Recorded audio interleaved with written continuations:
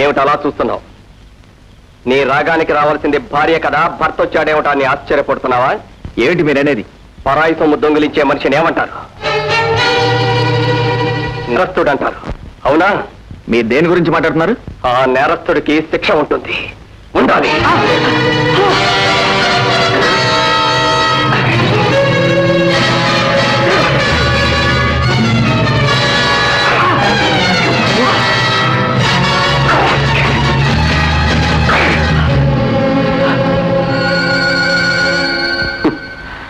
ఇంత వెన్నుపోటు తిన్న మనిషిలో ఈ బలం ఎక్కడదా అని ఆశ్చర్యపోతున్నావా?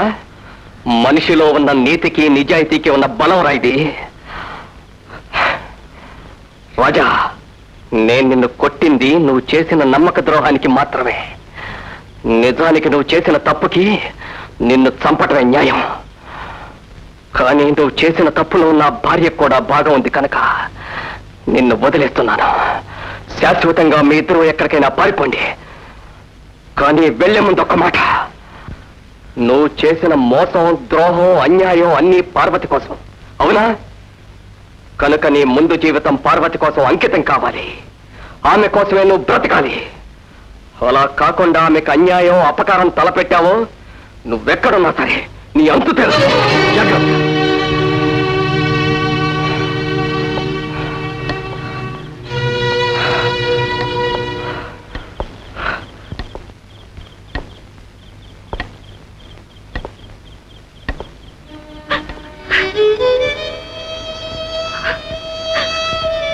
కట్టుకున్న వాడిని మోసం చేసే ఆడది కట్టుబాట్ల మెట్ల మించి జారిపోయినట్లే.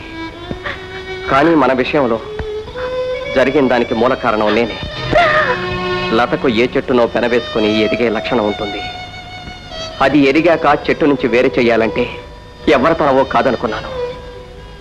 కానీ చెట్టులో ప్రాణం పోయినా లత తననే అంటిపెట్టుకోవాలనుకోవటం తప్పు. అదే నేను చేసిన తప్పు కూడా.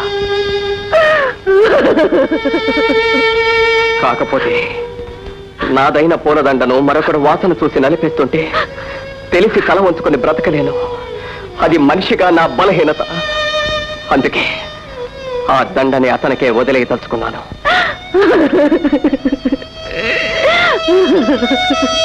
కానీ ఒక్క మాట, ఎగిరే పక్షిని చూస్తే వేటగాడికి లోకువ. మీ ఇద్దరి జీవితాల్లో ఆ లోకు ఏర్పడకూడదు. అదే అతను హెచ్చరించింది. నిన్ను హెచ్చరించేది కూడా అదే. నీకెంత డబ్బు కావాలో వచ్చి తీసుకువెళ్ళు. నువ్వు సుఖంగా ఉండాలని నేను మనస్ఫూర్తిగా కోరుకుంటున్నాను.